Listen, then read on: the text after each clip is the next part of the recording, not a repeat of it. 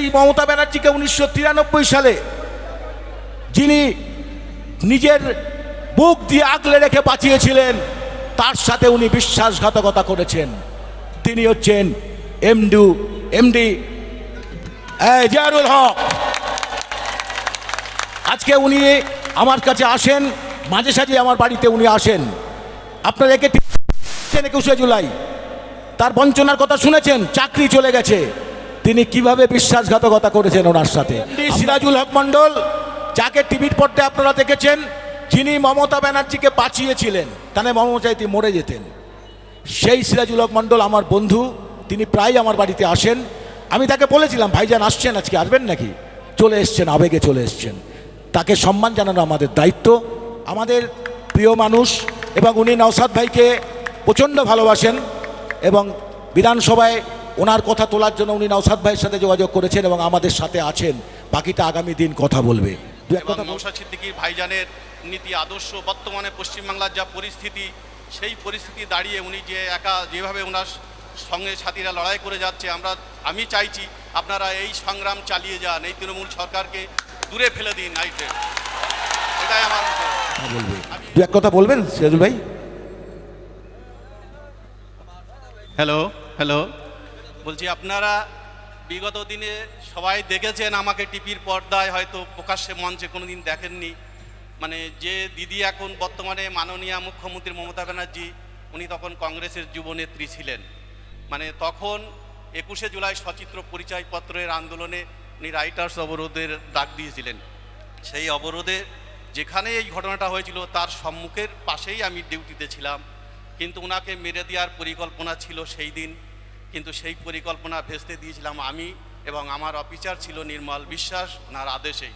তারপরে আমি বাম সরকারের জনরোষের মুখে পড়ে আমার চাকরি চলে যায়। বিগত দিনে দিদি অনেকবারই মানে ডেকেছে আমাকে, 19 সালে ডেকেছে, 18 সালে ববি হাকিম ডাকলো, 23 সালে নবান্নে ডেকে আমাকে গিফট দিয়েছিল, প্লাস আমার সঙ্গে ফটোও দেখেছেন আপনারা বিগত মানে খবরের কাগজে বা ইসে।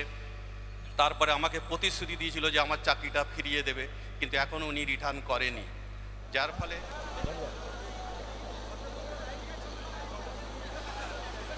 বলছি আমি বেশি কথা বলতে চাই না। তাপসদার সঙ্গে আমার একটা ভালো সম্পর্ক। আমি তাপসদার কাছে মাঝে মধ্যেই আসি বা ফোনে কথা হয় আমার সঙ্গে।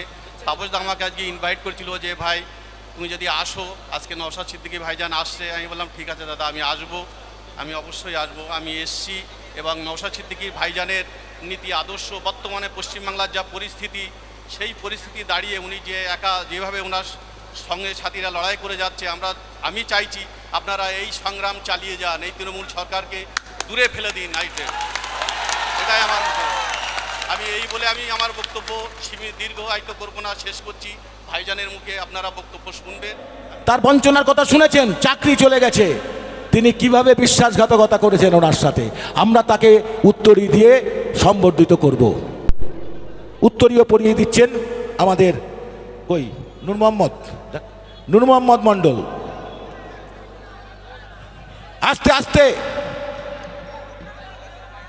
সকলে একটু শান্ত হন। আপনাদের কাছে বিশেষ অনুরোধ, আপনারা একটু শান্ত শিষ্টভাবে আপনারা নিজ নিজ আসন গ্রহণ করুন। আমাদের এই এমডি সিরাজুল হক মণ্ডল, যাকে টিভির পর্দায় আপনারা দেখেছেন, যিনি মমতা ব্যানার্জিকে বাঁচিয়েছিলেন, তাহলে মমতা চাইতে মরে যেতেন। সেই সিরাজুল হক মণ্ডল আমার বন্ধু, তিনি প্রায় আমার বাড়িতে আসেন। আমি তাকে বলেছিলাম, ভাইজান আসছেন, আজকে আসবেন নাকি?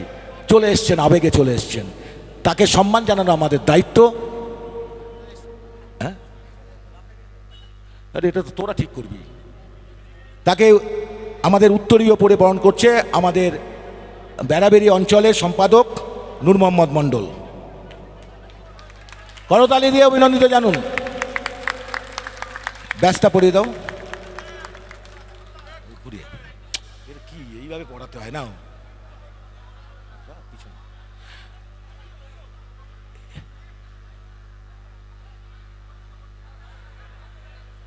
দাদা আমাদের দলে জয়েন করেননি, এটা ঘটনা, কিন্তু দাদা আমাদের সাথে আছেন। বাকিটা ইতিহাস। ফুলের তোড়াটা তুলে দিচ্ছেন আসগার আলী। সিরাজুল ভাই ফুলের তোড়াটা নাও। আমাদের প্রিয় মানুষ, এবং উনি নওশাদ ভাইকে প্রচণ্ড ভালোবাসেন, এবং বিধানসভায় ওনার কথা তোলার জন্য উনি নওশাদ ভাইয়ের সাথে যোগাযোগ করেছেন এবং আমাদের সাথে আছেন। বাকিটা আগামী দিন কথা বলবে। দু এক কথা বলবেন সিরাজুল ভাই? হ্যালো হ্যালো, বলছি আপনারা বিগত দিনে সবাই দেখেছেন আমাকে টিভির পর্দায়, হয়তো প্রকাশ্যে মঞ্চে কোনো দিন দেখেননি। মানে যে দিদি এখন বর্তমানে মাননীয় মুখ্যমন্ত্রী মমতা ব্যানার্জি, উনি তখন কংগ্রেসের যুবনেত্রী ছিলেন। মানে তখন 21শে জুলাই সচিত্র পরিচয়পত্রের আন্দোলনে উনি রাইটার্স অবরোধের ডাক দিয়েছিলেন। সেই অবরোধে যেখানে এই ঘটনাটা হয়েছিল তার সম্মুখের পাশেই আমি ডিউটিতে ছিলাম, কিন্তু ওনাকে মেরে দেওয়ার পরিকল্পনা ছিল সেই দিন, কিন্তু সেই পরিকল্পনা ভেস্তে দিয়েছিলাম আমি এবং আমার অফিসার ছিল নির্মল বিশ্বাস, ওনার আদেশেই। তারপরে আমি বাম সরকারের জনরোষের মুখে পড়ে আমার চাকরি চলে যায়। বিগত দিনে দিদি অনেকবারই মানে ডেকেছে আমাকে, 19 সালে ডেকেছে, 18 সালে ববি হাকিম ডাকলো, 23 সালে নবান্নে ডেকে আমাকে গিফট দিয়েছিল, প্লাস আমার সঙ্গে ফটোও দেখেছেন আপনারা বিগত মানে খবরের কাগজে বা ইসে। তারপরে আমাকে প্রতিশ্রুতি দিয়েছিল যে আমার চাকরিটা ফিরিয়ে দেবে, কিন্তু এখনও উনি রিটার্ন করেনি। যার ফলে বলছি আমি বেশি কথা বলতে চাই না। তাপসদার সঙ্গে আমার একটা ভালো সম্পর্ক, আমি তাপসদার কাছে মাঝে মধ্যেই আসি বা ফোনে কথা হয় আমার সঙ্গে। তাপসদা আমাকে আজকে ইনভাইট করেছিল যে ভাই তুমি যদি আসো, আজকে নওশাদ সিদ্দিকী ভাইজান আসছে। আমি বললাম ঠিক আছে দাদা, আমি আসবো, আমি অবশ্যই আসবো। আমি এসছি এবং নওশাদ সিদ্দিকী ভাইজানের নীতি আদর্শ, বর্তমানে পশ্চিমবাংলার যা পরিস্থিতি, সেই পরিস্থিতি দাঁড়িয়ে উনি যে একা যেভাবে ওনার সঙ্গে সাথীরা লড়াই করে যাচ্ছে, আমি চাইছি আপনারা এই সংগ্রাম চালিয়ে যান, এই তৃণমূল সরকারকে দূরে ফেলে দিন। এটাই আমার আমি এই বলে আমি আমার বক্তব্য দীর্ঘায়িত করবো না, শেষ করছি। ভাইজানের মুখে আপনারা বক্তব্য শুনবেন, আমি এই বলে আমার বক্তব্য শেষ করছি। ধন্যবাদ সিরাজুল ভাইকে। এবং শোভেনদা আবার নওশাদ ভাইয়ের সাথে দেখা করেছেন, খুব খুশি হলাম। শোভেনদা ঠিক আছে, হ্যাঁ ঠিক আছে।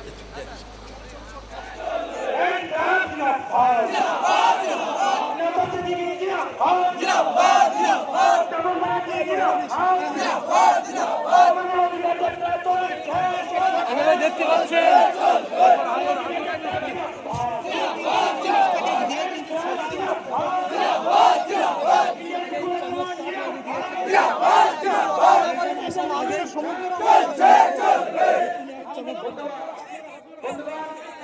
আমাদের দ্বিতীয় দিনের অধিকার যাত্রা মিছিল ইতিমধ্যে আমাদের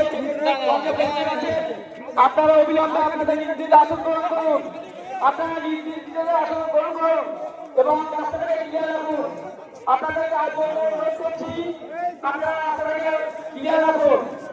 বন্ধুগণ, আপনাদেরকে বিশেষভাবে অনুরোধ করছি, আপনারা নিজ নিজ আসন গ্রহণ করুন এবং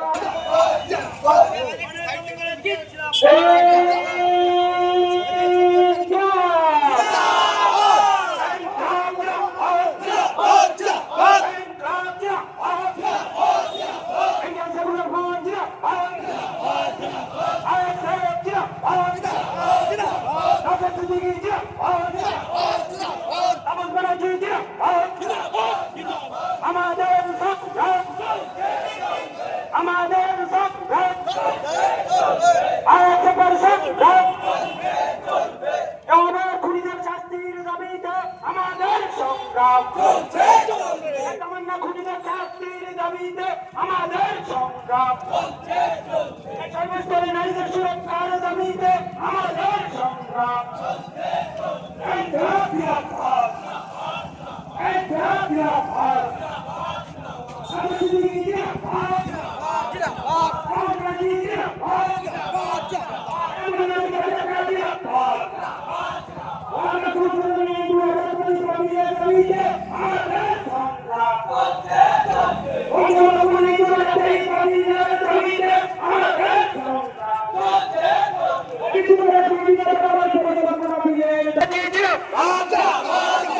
আমাদের অধিকার যাত্রা জিন্দাবাদ, আমাদের প্রকাশ্য সমাবেশ সফল করতে অধিকার যাত্রা সফল করতে